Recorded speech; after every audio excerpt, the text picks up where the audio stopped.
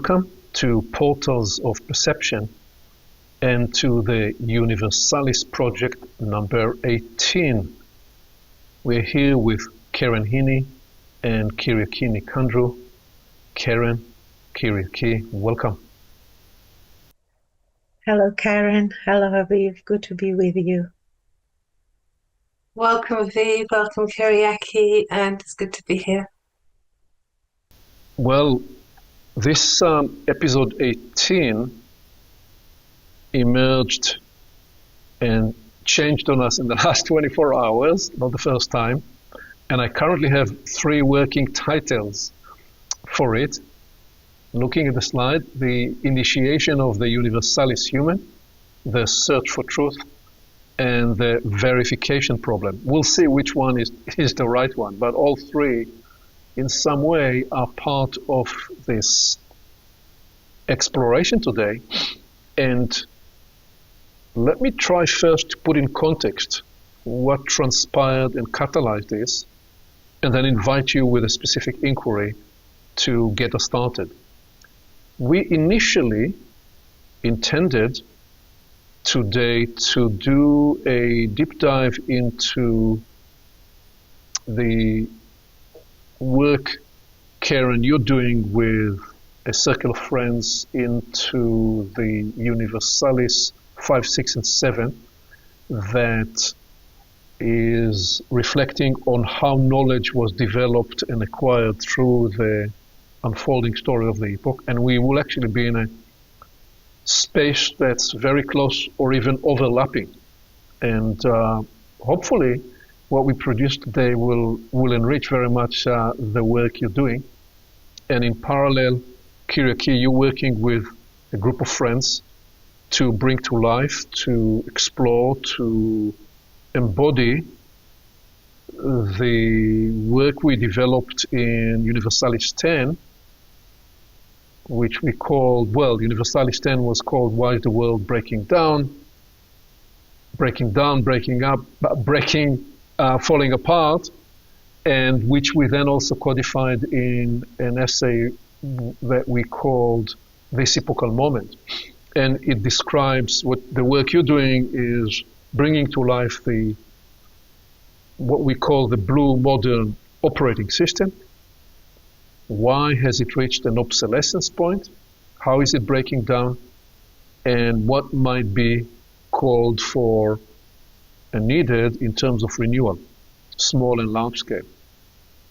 So our intent was to focus on the work and explore with you what is it that you are discovering both in the development of the work and also the challenges you're running into in bringing this to life with a group of friends. And then 3 things happened. First, that on a Portals team meeting earlier this week, a friend on the team brought an observation.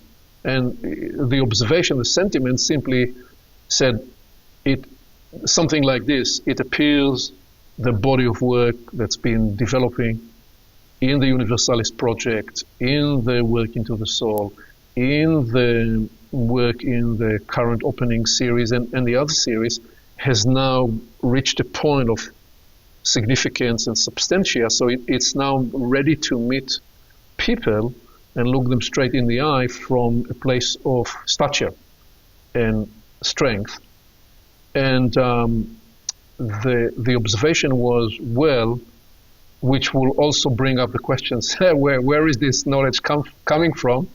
How is it being sourced? Can I trust it? What results will it produce for me if I play with these threads of inquiry?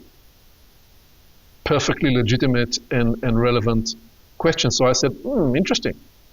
And then the following morning after that, I proceeded to record part 2, which became part 2 and part 3, in a fascinating exploration with Brendan Graham Dempsey, where in part 1 we described the evolution of religion, the evolution of God as an evolving revelation. He described that beautifully, and then described 6 stories of Jesus, 6 layers of Jesus, and the historical, the scriptural or the literal, the cultural ethos layer, the parable layer, the archetypal layer, and the esoteric layer.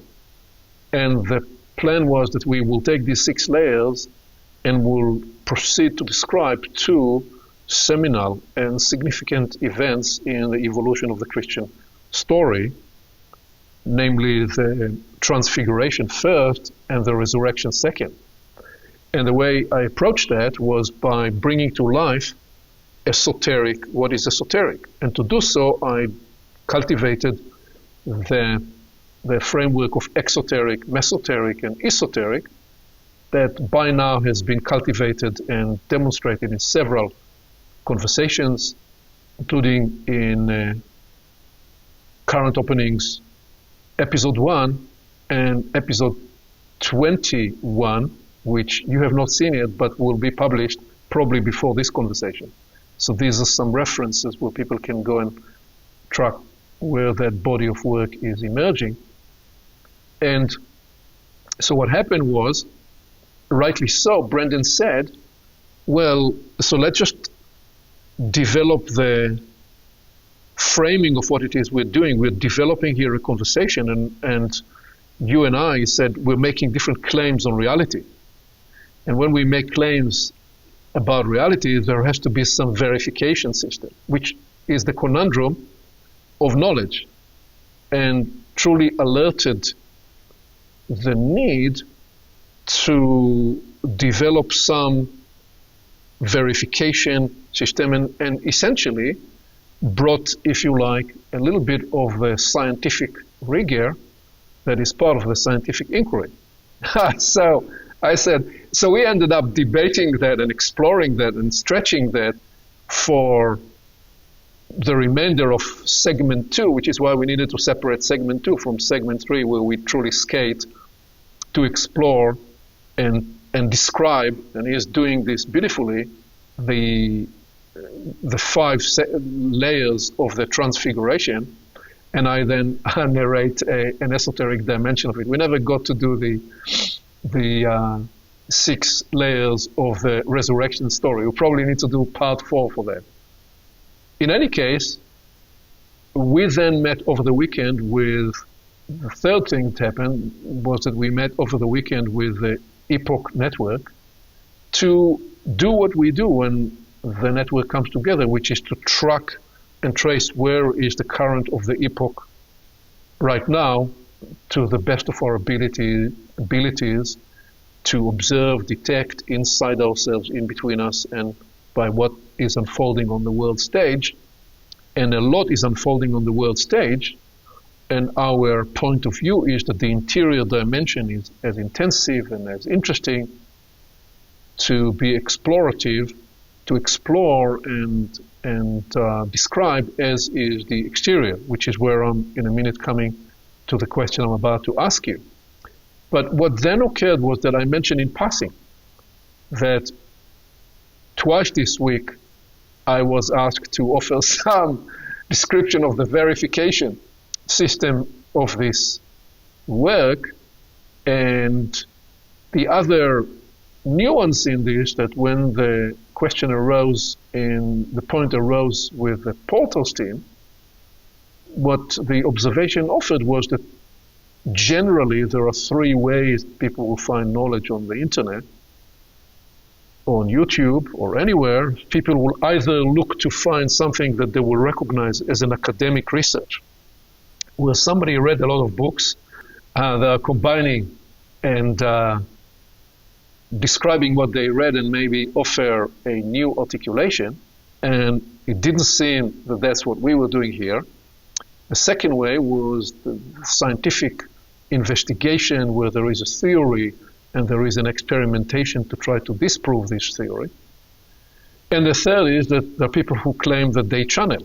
And you are also, that comment said, Aviv explained on several Portals conversations, the distinction between channeled knowledge, which is channeled work, to what we are proposing is a connected discovery, which is different, where the distinction was offered that channeled work is when somebody surrenders their agentic sovereignty to another entity and let that entity speak through them.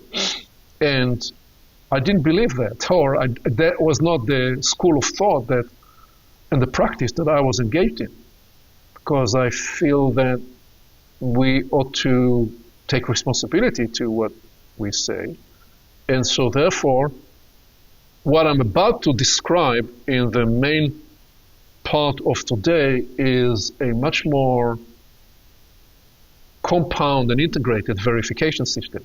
Now, so what happened practically was that yesterday, which was a day after that event, I woke up in the morning and the entire landscape changed on me, and I spent the day immersed in trying to decode, which is a lot of the way of this work, and already is saying something about the verification system. So I spent the day decoding, and that's when how I'm approaching this conundrum. And then late last night, I sent you a message, hey, it appears that this thing wants to change on us. How about if we recalculate or recalibrate, as the GPS is saying, and engage with this exploration today. So what I am about to do is describe a much more compound and multifaceted picture of verification. But what I would actually like to do is ask you first, and you have the benefit that you don't know what I'm about to say, so you can only come live from what's working for you.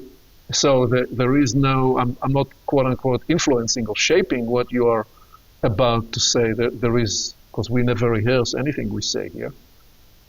It's more, what is truly your experience with this work, with the two endeavors that you are each leading, and with some of what we have developed over the last couple, 3 years in the Universalis project, because one of the unique qualities and capacities that you each bring in a unique way, you are each wired very differently. You do have several shared inclinations and capacities, one of which is you are both extraordinarily industrious. I think that's what brings the three of us together in this project. We are each industrious in a profound way, and I sometimes look at what you are all producing, and I say, okay, well, they are so industrious, maybe I need to get busy myself here. And so we kind of encourage and fortify each other in being industrious about it. And it's not that everybody needs to be as industrious, but in this project, it has been extraordinarily helpful. So that said, quite a bit of an opening there, but I wanted to give on the front end where we're heading in this conversation, so people know to stay with us through the end, because some of the juice and the mystery is going to only be revealed in the later part as we unfold it one step at a time. What would you say about the value and the significance of working to bring this to life and doing the practice and the embodiment work of this Universalis project? Please.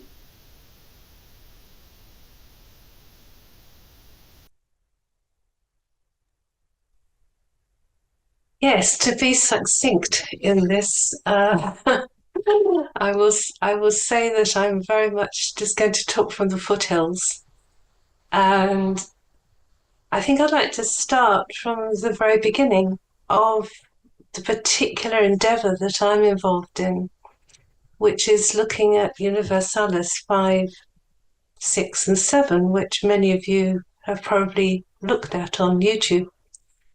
And So really, at the very end, those 3 recordings were done in one session, which was an extraordinary, compact body of work and very awe-inspiring. And at the end, I recall making the comment, well, wow, what a story. And isn't it extraordinary to actually think of the epoch as being purposeful? And so that was the awakening at that time to that reality. So really that was the initiation of thinking, well, if as a human life I'm living in a purposeful epoch, hadn't I better find out how it works, how to be integrated within it, how it impacts on me, what is my purpose as it unfolds. So these questions were and in a way, what I'm doing now is I'm living it as I'm recounting it, because this sort of questioning would be in the red beginning part. And if we're talking about the unfolding of a 7-fold spectrum and the influences and the progression of that through human life, and how each of those has fractals within it. So there's overlays within overlays. At this point, and in response to Aviv's question, the kind of charge upon me is, well, what effect is it having? So to talk about it as just content and philosophically would deny the very existence of it. So this is in some ways journeying a little bit through it. So the red is really asking, well, what are the reasons, what are the purpose, and how do they impact on me? And the journey through the next level into the orange is really the living expansion of this question. So don't worry, I'm not going to go through all 7 because that would take far too long, but this is just the platforming, because if I think about the expansion in orange, I'm thinking about creating a space within my life, within my inner life, where these truths can begin to, in a way, have space and begin to be activated. And what order of new muscles or new ways of going on do I need to actually institute? Not talk about, not look at, actually do. What capacities and skills do I need to embody? And that has really been the journey, so that instead of looking at it in terms of what may be limiting, it's beginning to make that shift into how this life can be more integrated within a purposeful universe, exploring the ways of doing that, and then seeing how they turn up, how when a situation arises, how I think, I'm responding to that differently. I'm bringing in different qualities, different characterizations, different inner resourcefulness. And alongside that is a liberation of greater freedom to be more creative, more original, and more confident in that. So I recently shared a phrase where I was doing some work, and I said, I feel deeper in myself and further away from myself, not in a sense of losing myself, but in able to be just a little bit more exploratory, a little bit more free, a little bit more testing the water. So that's very much the foothills of the exchange of the outer and the inner. And yes, there is conceptual knowledge, there are new understandings and new awarenesses, but it's how those are brought into the bigger context of my life, and my life is brought into the bigger context that they have shown and revealed through this journey. So I'll leave it there as a first step on the footholds. That's compellingly and beautifully stated, Karen. Three premises to distill and offer back to you. Number one, working on what is out there in the epoch by working on what is in here, inside your person, inside the way of living your life. As a result of that, finding that through our lives we can distill and harvest the knowledge of whatever it is we are seeking to attract. And thirdly, that there are actually tangible personal results that you're describing. So that you're already setting in motion and framing some of what we will get to, which is, again, beautiful.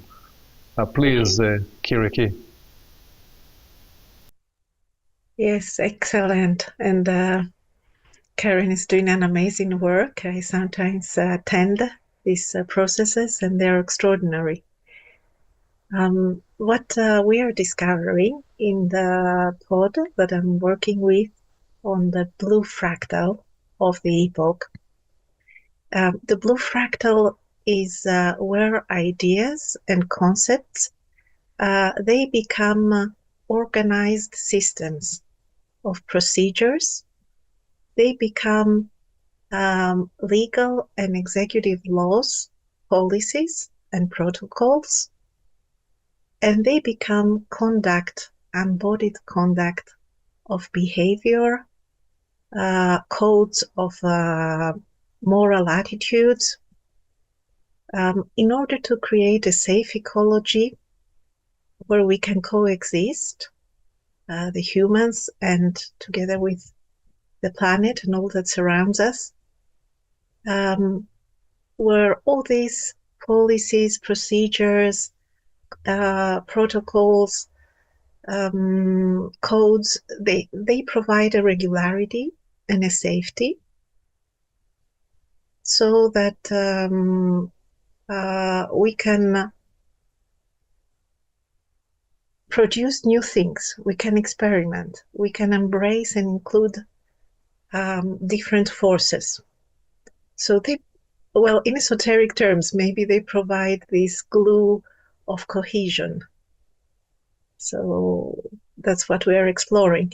And what was amazing in one of the processes where we were exploring, well, the roots of the operating system are in the ontology, the metaphysics, and the epistemology. So what is true and what is real? So we were exploring some of the creeds, that irrefutable creeds that we believe in. And a common creed among these 10 people was that we all believe irrefutably in the existence of the subtle diaphanous worlds of energy, or the realms of higher intelligence. We could say in some religions that is described as the angelic strata or the divine. So we were asking each other, how do we come to believe in that? What was the proof of that? How we can substantiate that? And each one shared a story which was very rich and very intimate. And all of these stories, they were moments in life, some very early in childhood, that were beyond logic. They were beyond the adding up of mental arguments, let's say. They were, all of them, very embodied experiences with actual sensations accompanying them. They were all stories that were activating what we say in the Homo Universalis, dormant new organs. They were activating them, like clairvoyance, clair-knowing, unconscious creative thinking, illuminations, like a veil beyond matter disappeared. And what was also very significant in all of these moments were that they were deeply transformative, and in such a way that the life of the people was no longer the same after that experience. So, yes, this raises many questions on the domain of knowledge, how we discover, how we verify knowledge. It's a huge domain. I think it treads between where the argument stops, so where faith begins, the leap of faith begins. And for me, a common alignment in this is common sense. And it's like a safety net, common sense. So that's what I would add at this moment. Thank you, Kyriaki. And there again, you are demonstrating that part of the work is to never leave anything as a conceptual form of knowing, but rather take it into the developmental, the experiential, and test it. So once again, you're seeding a lot of what I'm about to go into. So I'm about to launch into this, and I will try to move through it rather swiftly, because what I'm about to try to do in an hour or so, in other circumstances, we'll need 10-week course or much longer than that. So by definition, I'm going to fly at high altitude and whoosh through it, and every once in a while, every couple of slides, I'll bring you to see if there is any question you want to ask, anything to clarify, or any point to be made. So with that, let me bring the slide. Right, so as we said, and this is projecting clear.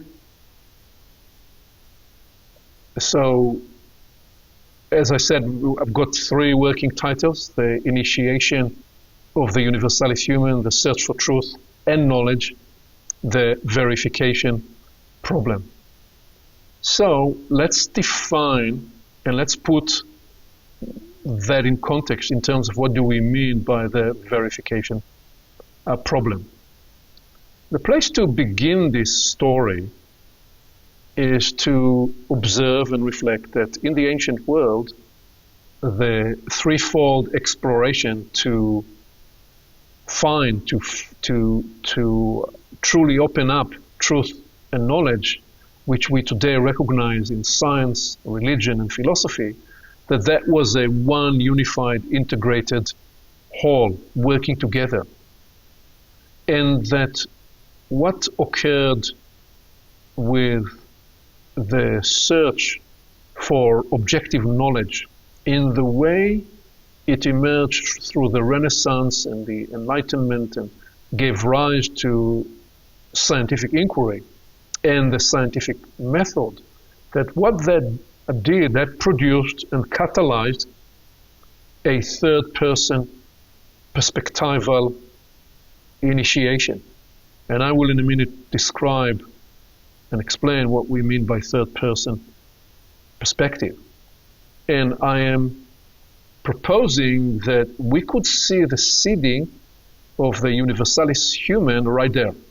So I'm not putting here a star because I am about to proceed, that's part of the technology of flu work, I'm about to proceed with a line of the scientific inquiry and its method, and the star is to remind us that I will come back and pick up the thread of why am I proposing that this is a seeding of the Universalis Human. So that's a note to our minds that that is what we will do in the following slide.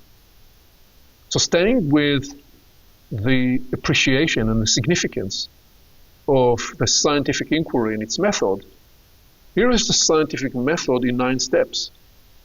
It invites us to recognize that you can observe any phenomena in nature, and you can ask a question about it, number two. And number three, you can research possible answers to the question. And number four, you can now formulate several hypotheses and make predictions about whatever it is that you are observing. And that can lead you to perform specifically designed experiments to test your assumptions, to test your predictions. And as a result of those experiments, you're able to analyze the data and either validate, or number seven, reject and or update theories. Ultimately, number eight, draw the conclusion you need to draw and apply the findings. So what am I describing? What are we describing here?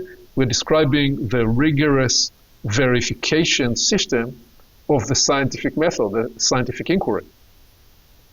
And an example is the mystery of water.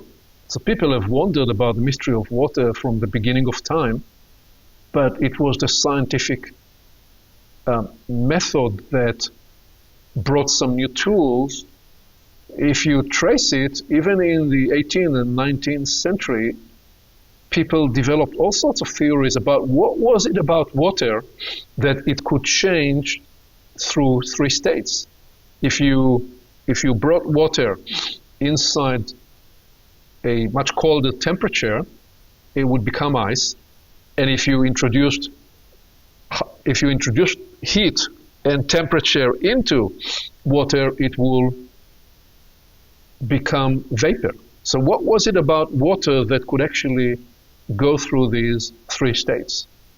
And different theories were proposed, and as scientific research developed, some of those theories were disproven, and ultimately it was, if I'm pronouncing his name correctly, Linus Pauling, who in 1935 proposed that in the crystal structure of ice, the water molecules arrange themselves in a hexagonal pattern. When the water entered the state of freezing, and that it created larger space between them, which is why ice is floating above water. And he later, in an even broader context, won the Nobel Prize in Chemistry in 1954 for his groundbreaking research on the nature of chemical bond and all that he unlocked in terms of the inner structure of molecules.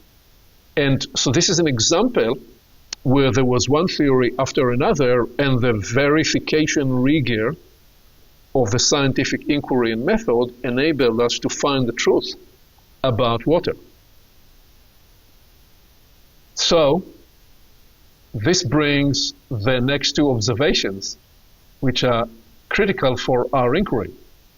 So the success of the scientific method is all around us.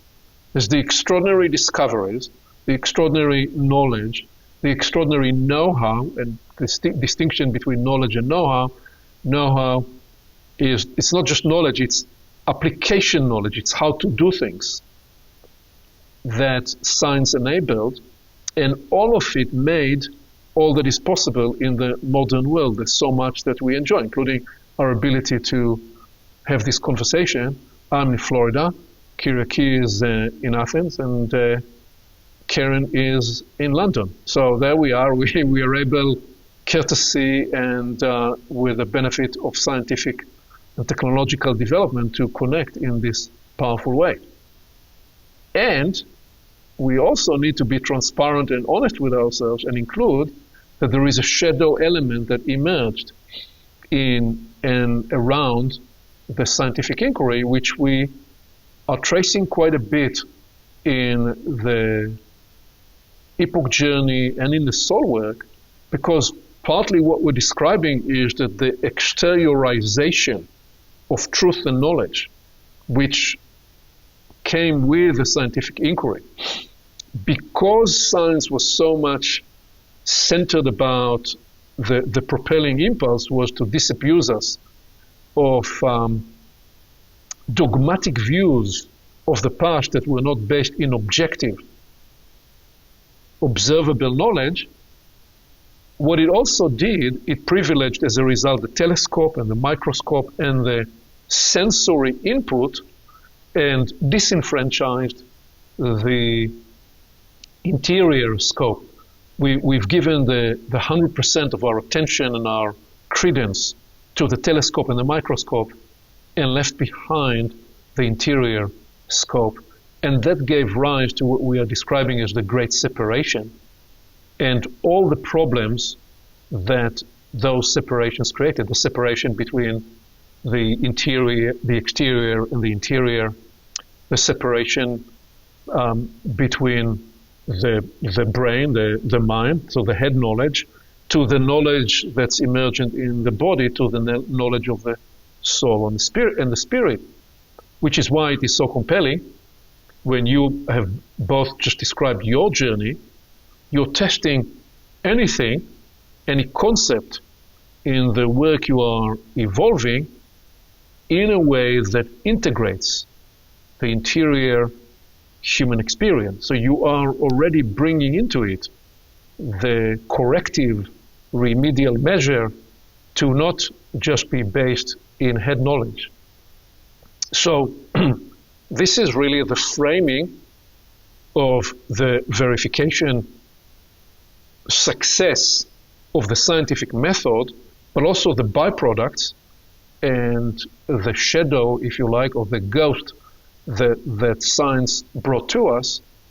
And when I now want to open the picture even beyond that, because I want us to expand beyond just a scientific inquiry, let me frame 7 kinds of knowing and then allow you to comment on all of the above as I'm just framing the foundation to then describe how I am mapping and decoding an integrated verification system that I'm about to call the integrated verification system of life. So what else can we say about the different kinds of knowing? And this is a space we've traveled in several Universalis conversations. Just in, I believe, episode 17, we mapped 13 kinds of knowledge. And indeed, in the work that, Karen, that you're doing with the Universalis 5, 6, and 7, there is an element that we are describing there about, first of all, the 3 portals of knowing, and then the other dimensions of knowing. So this is going to be an adjacent articulation, and it's going to be useful for us to see how we are approaching this conundrum of verifying knowledge. Again, what science brought to us is the great value of a scientific objective knowledge, and I will, when I circle from that to the next part, put in context what do we mean by third person perspective, and also how it shapes and creates a fourth person and a fifth person perspective. Here is then the 7 kinds of knowing, and it's not comprehensive, but it offers some way of looking at the terrain. So first is what we just talked about in the scientific research, in the scientific inquiry, is empirical knowing. This is based on observation, and it's knowing and knowledge acquired through sensory experience. And scientific experiments, it would be a one, for instance, of empirical knowing, but you don't just have to be in the laboratory. We each, by being a human, you run daily experiments of how you do everything. And your life, each of our lives is an empirical evidence of what it is we are experimenting with every day. The second knowing right next to it is what we describe as rational knowing. Involves logical reasoning, often conceptual logical reasoning based on specific premises that we frame, and then how we deduce from these premises to lead to conclusions. Conceptual evaluation would be one, for instance, resolving a mathematical equation is part of the logical reasoning of rational knowledge. Okay, that capacity, again, potent capacity to come to knowledge, and part of what has been emphasized in and through the scientific revolution as well. And the third nature of knowing, third kind of knowing, is what we are describing as theoretical, academic knowing. Often, again, derived from concepts, from models, from frameworks, and involves abstracting in our thinking, by which we mean developing a layer of understanding on a layer of understanding on a layer of understanding.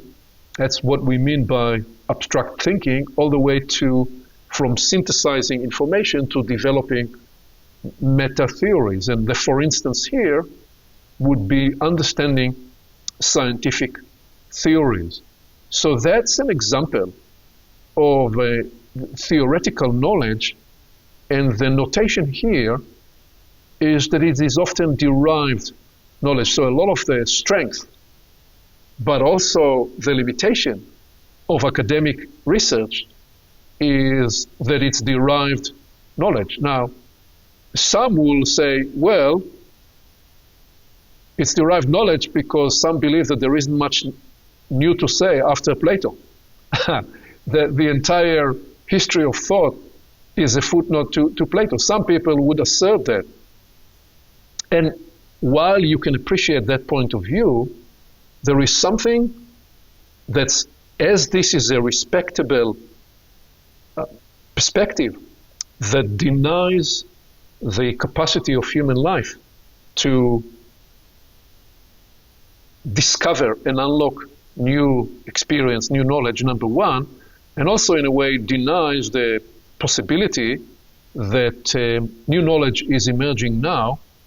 And that is not to say that everybody that says that the entirety of thought is a footnote to Plato is denying the possibility of these two things.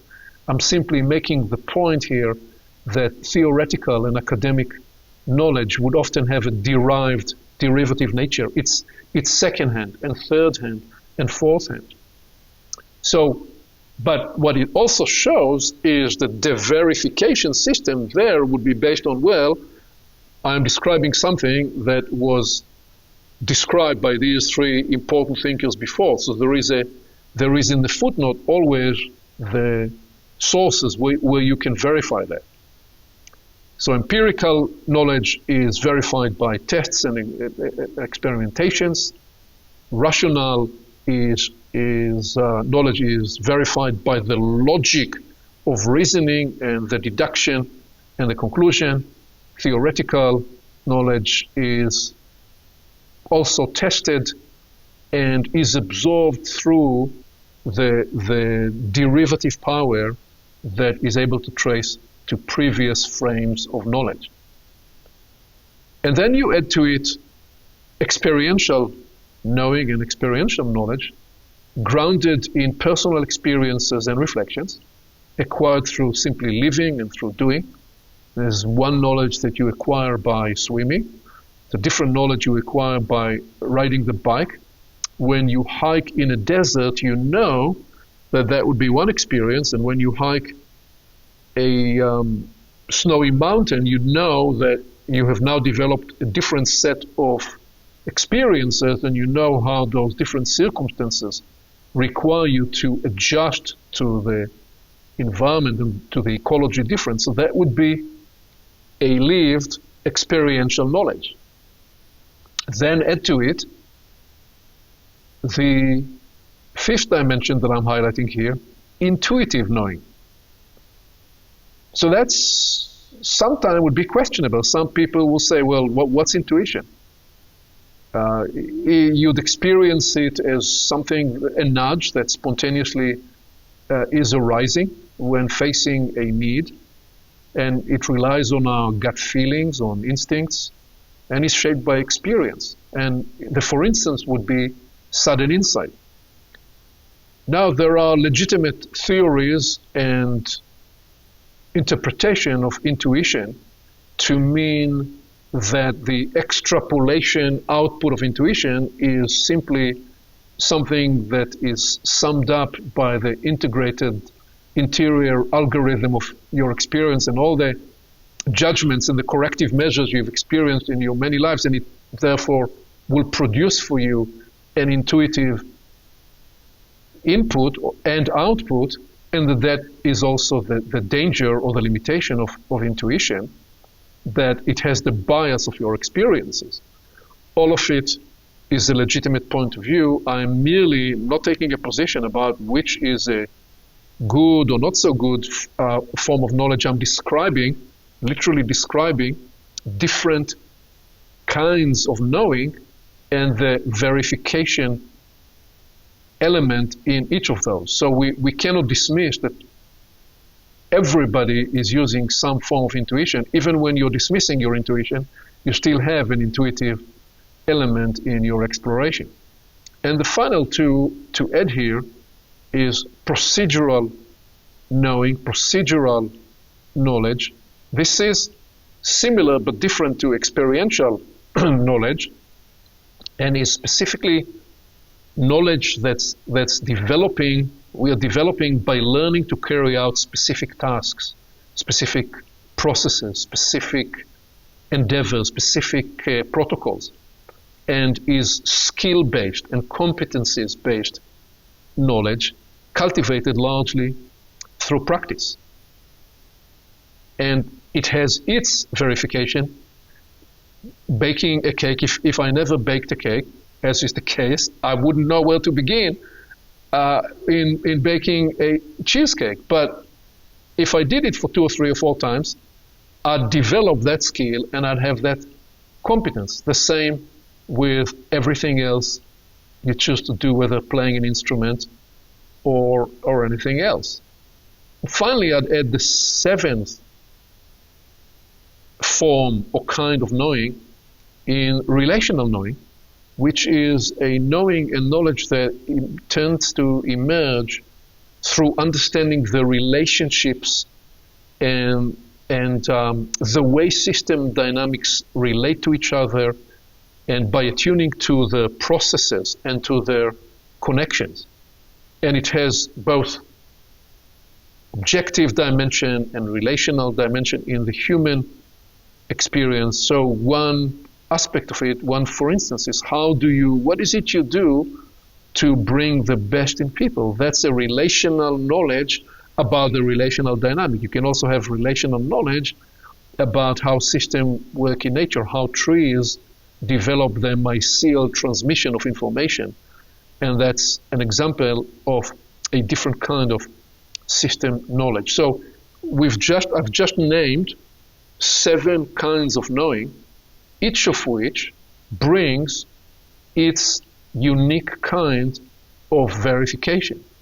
And what I'm about to propose, that those first 3 at the top, they are the focus, the pronounced focus of the head, what we describe as head knowledge, powered and liberated, importantly, by the scientific inquiry and by the last 4 centuries, and they primarily engage the head.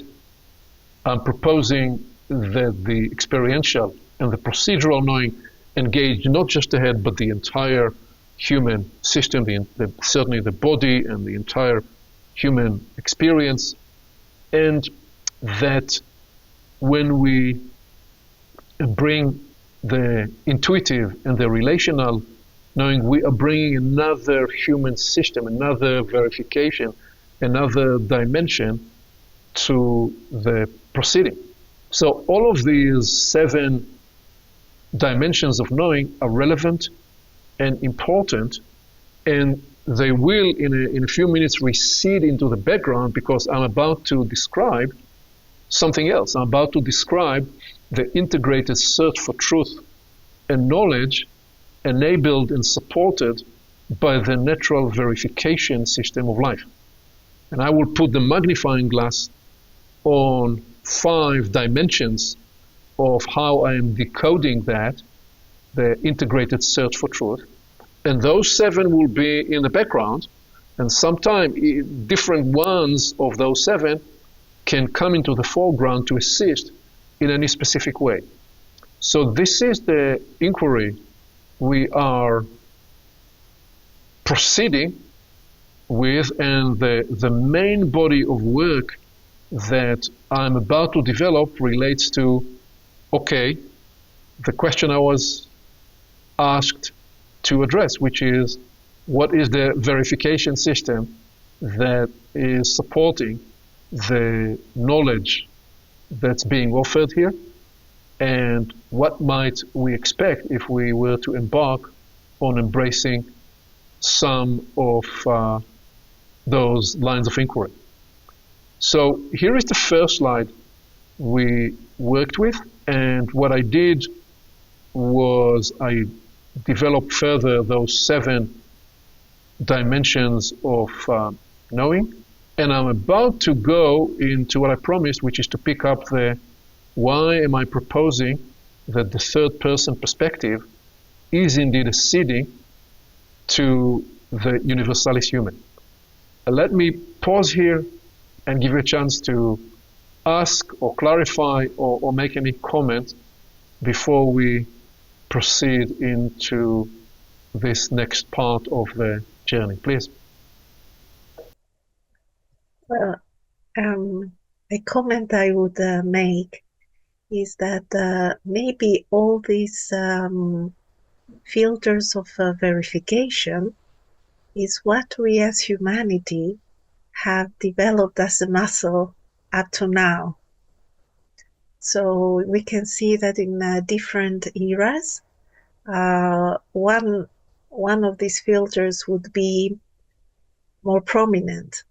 As you said, we have after the Renaissance, the scientific revolution, and with the Enlightenment and so on.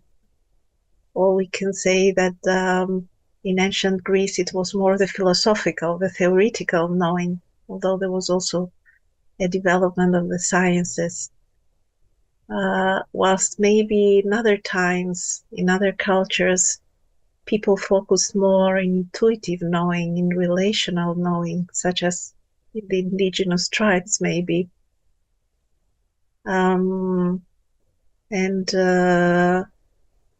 Maybe now we are in a different time where different portals of knowing are possible. And this is not to exclude the great achievements and the great awareness that we develop by cultivating these lenses in a way of how we perceive reality. And I can see great potency in each one of them, and actually I'm grateful for each one of them. Yeah, it's interesting looking at the 7 kinds of knowing. About 8 years ago now, I did an MA dissertation that involved a scientific inquiry within the realms of education, which is very interesting looking at all of these, because I could see how they all came into play. And it's very interesting when you're actually studying humans as opposed to test tubes in a laboratory, because you're, in a way, there's a bridge between the rigors of the very specific scientific procedures, yet at the same time you are assimilating the data and you're bringing in all these different things. And I'm particularly looking at the last one because you're attuning to process and connections. And the range of questionnaires and the range of activities were were drawing the information that was collated. It was to do with meaning, how the children were looking, or how actually having meaning in activities produced a different set of results. And the reason I'm bringing it up is because I think it's a bit of a bridge between an actual scientific procedure that required, I can't remember all the terminologies, but it was a lot of hard work to put it all together and to assimilate and make the tables, assimilate all the results into a conclusion. So it's taking a theory and then applying it through that. And it's a step, I think, on the way towards the verification which is in the more human realms. I don't know if that is a useful step at this stage, but it occurred to mention it because of how all of these things had a part to play in that, in the verification, really, of this knowledge. So yes and yes, and what you are both revealing and offering is how central to human activity is the acquisition of knowledge, and how central to the development of the epoch and the development of human life with the acquisition of knowledge is the verification of knowledge. So once again, we were guided into this because these inquiries came my way, and that's why I keep saying that I'm not smart enough to lead this. I let this process and inquiry in the way it is emerging in a live way to lead me. And that's part of a hint to the verification system. I don't claim to know all the mysteries of the universe. I claim to trying to follow where the current of the inquiry is leading us. So, and the other dimension, if you even go one layer below what you both just described there, is, so I think this is part of one of the current openings conversation with David Price Francis, where we're actually describing the universe as a learning system. The entire story of life as a learning and verification system. And so if the process of life works well, it continues to produce a feedback loop to verify whatever has been established. So the idea and the blueprint of a nervous system develops, and then it becomes an outsourced know-how to all organic life, and so on and so forth in the evolution of life. So what we are describing here is the dimension of conscious inquiry where we are pursuing knowledge, and the threshold we are probably seeking to suggest here is one where we begin to integrate some of the ways and forms of knowledge and knowing that were left behind, and to also recognize the capacities that are coming online. So with that, let me lead to where I promised we will pick it up, because I promised we will describe further this idea of the search for objective knowledge. What was the significance of that?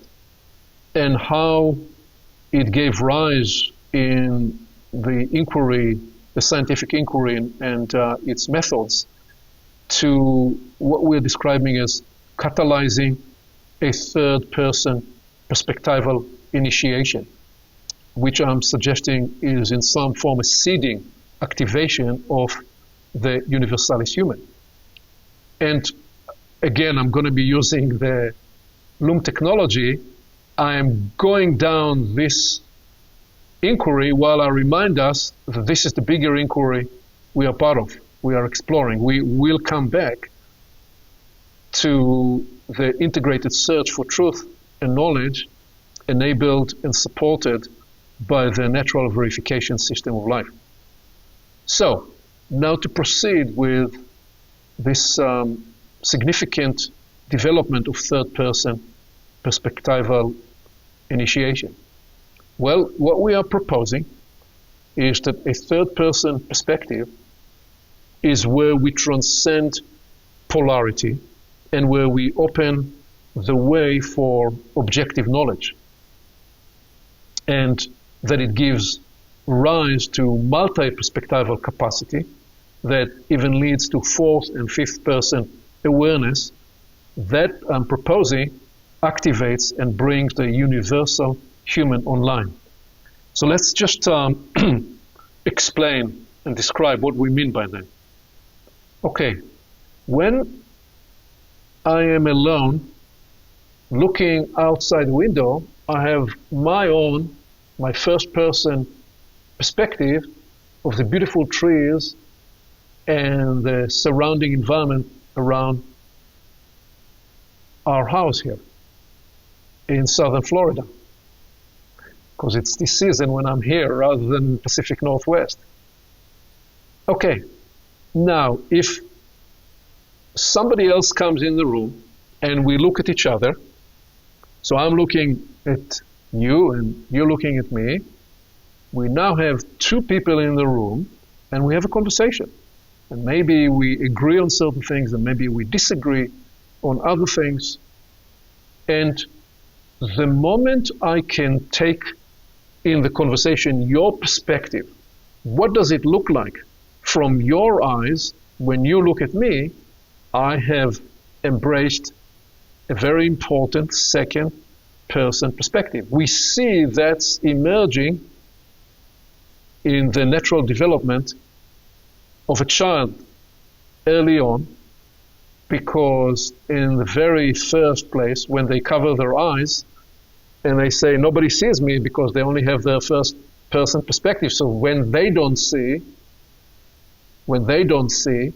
they assume that you don't see them. But there is a particular moment, sometime in the second year or so, the third year of their life, where actually they know that if they want to hide, they need to hide behind something, so they won't be seen. So they already have naturally arising the second person perspective. They know what they look like from the outside. And they also started to look in the mirror and they see themselves in the mirror. So now we have a second person perspective. Well, the third person perspective is when two of us are sitting in the room and we have a conversation. Sometimes we agree and sometimes we disagree.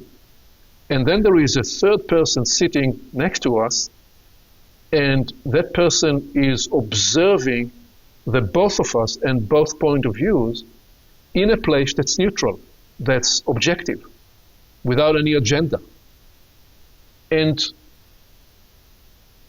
that is a profound breakthrough and development in terms of the capacity to see the world through a third person perspective. What we are actually saying is that the scientific inquiry and the scientific rigor established a third person perspective, because the moment that was established, you could actually begin to run experiments.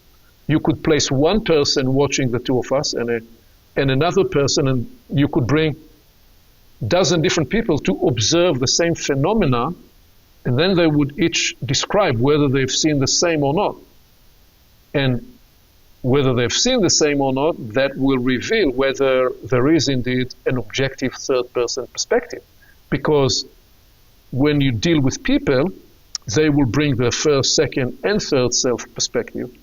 But ultimately, this idea of instruments that measure objectively your speed or any other dimension you choose to measure, the velocity of sound or the velocity of light or any other aspect that we use instrumentation to measure, that represents a third person objective knowledge.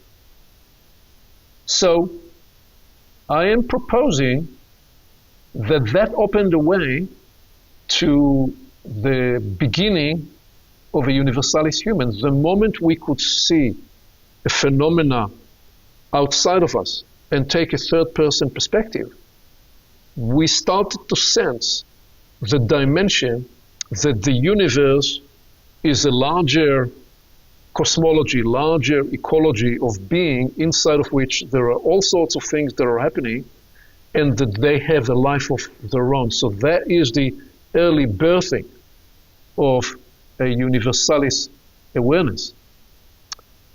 So let's describe now what's a fourth and fifth person awareness. What do they represent? So the third person was sitting in the room with us, watching the two of us in conversation.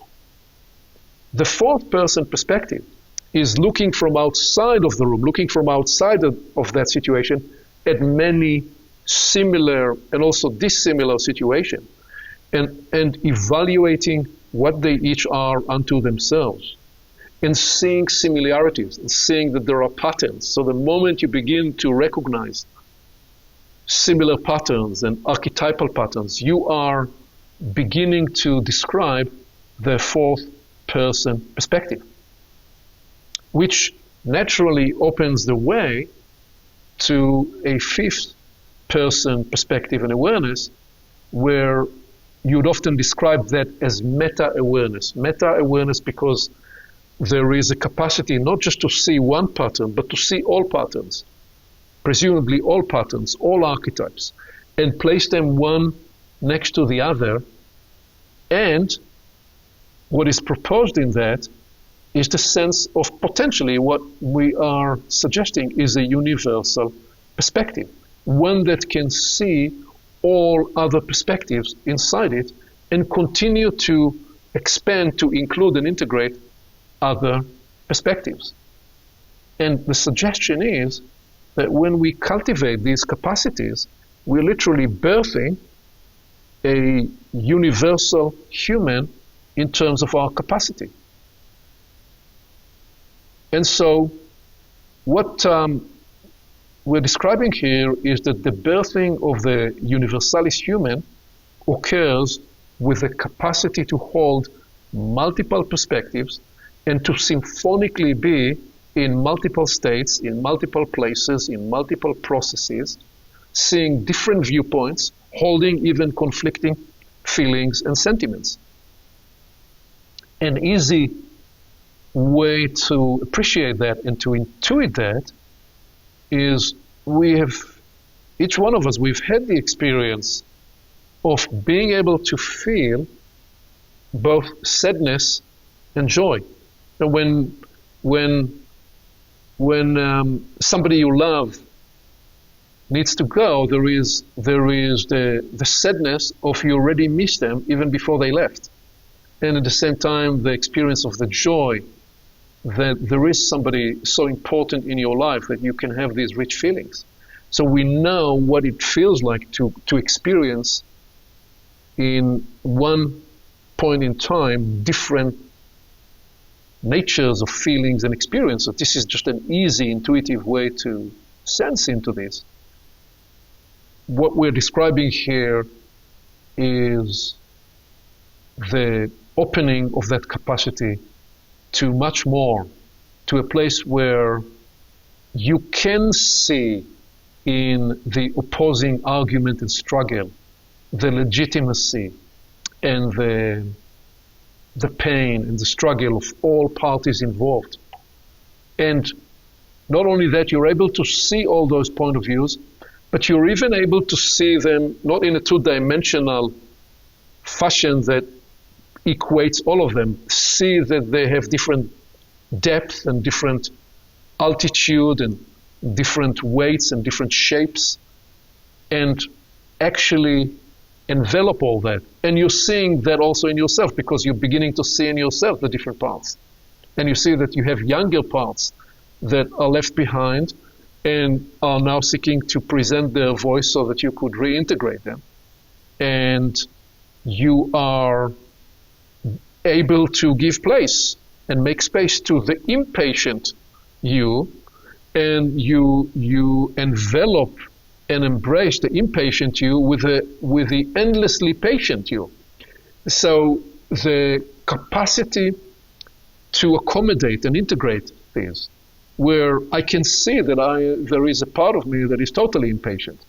Like, I want everything to happen this second. And there is a part of me that is patient beyond this lifetime, because I deeply understand that there are certain processes that will take very, very long time. They will take centuries.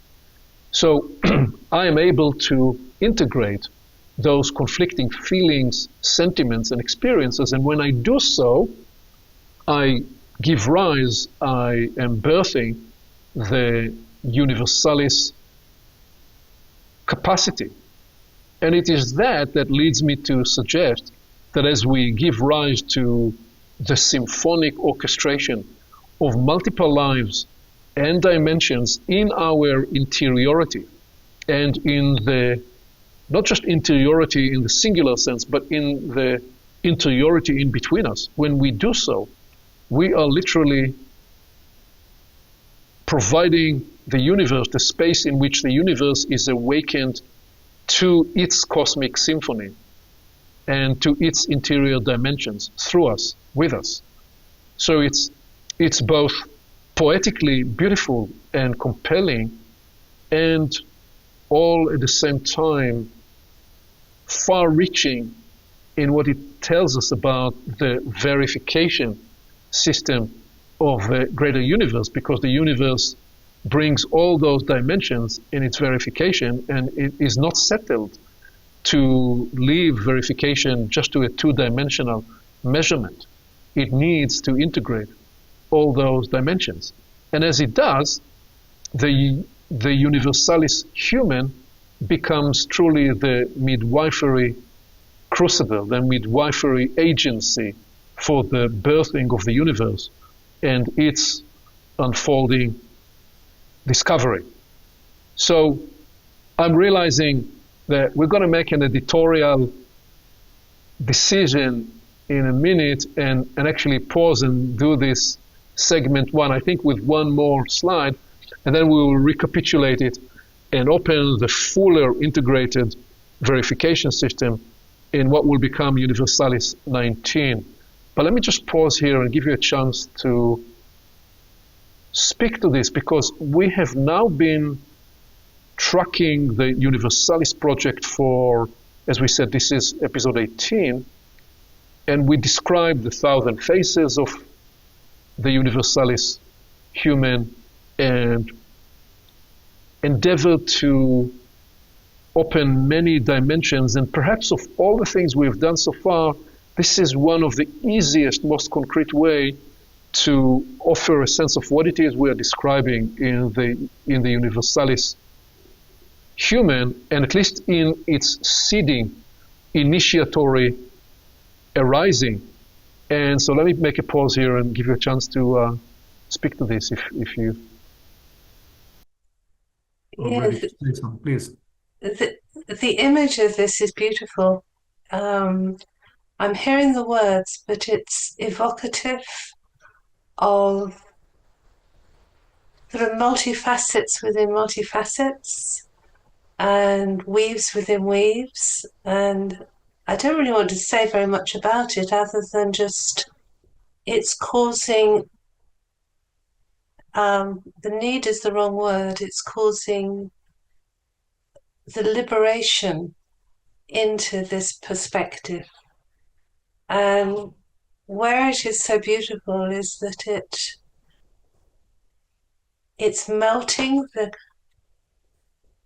the polarity limitation that is so pervasive that we don't even notice it. So when you're liberated out of it and just for a moment can sense this as a reality, it has this beautiful liberating overlaying sense of something human, universal, and wonderful.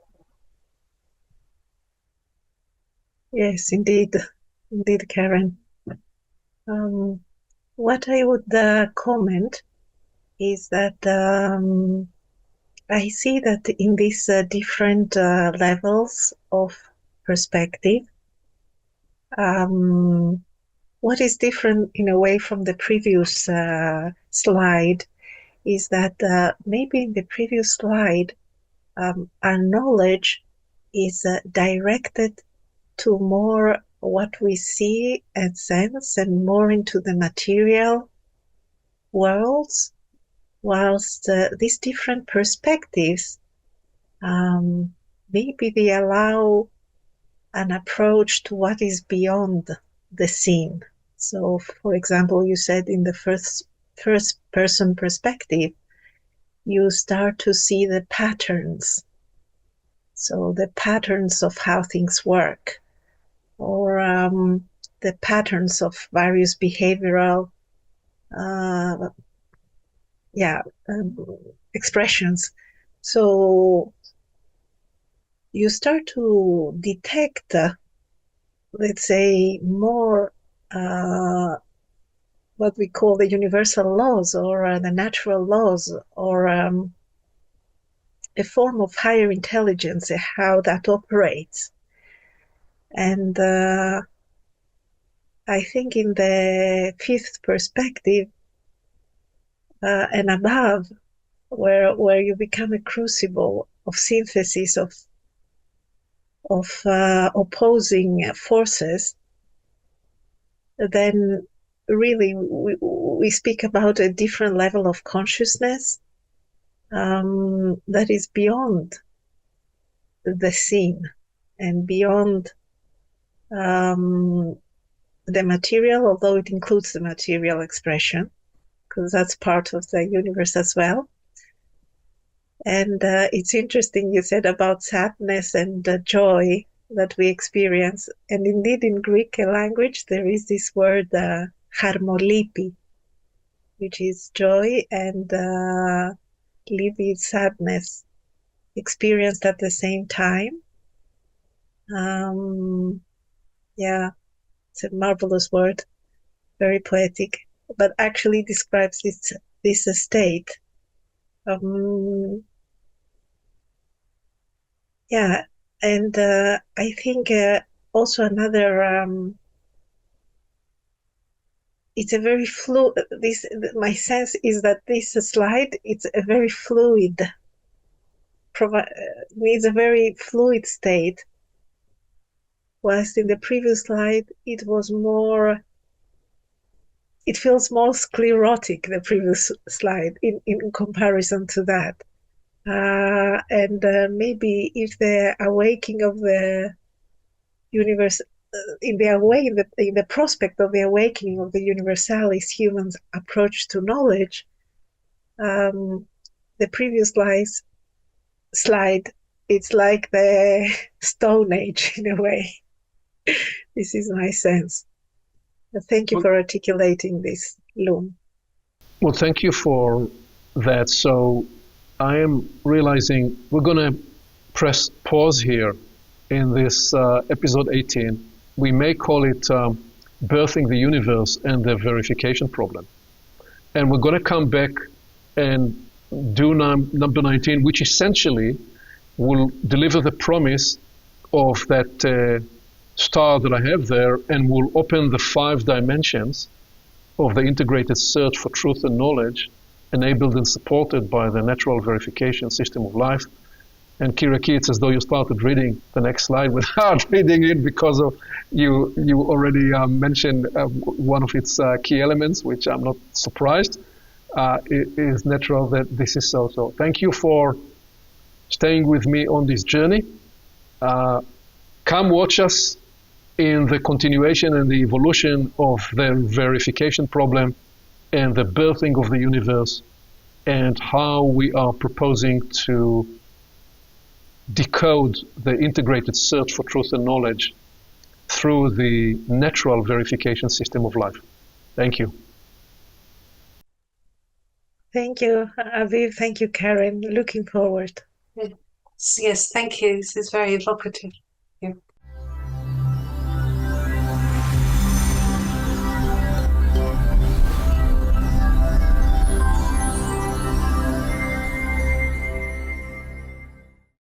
Along with our website at portalsofperception.org, Portals is also available on YouTube and on all podcast platforms, as well as social media. You can become an active member and join the conversation in community events. And you can help us get the word out by liking this content and by sharing it with your friends.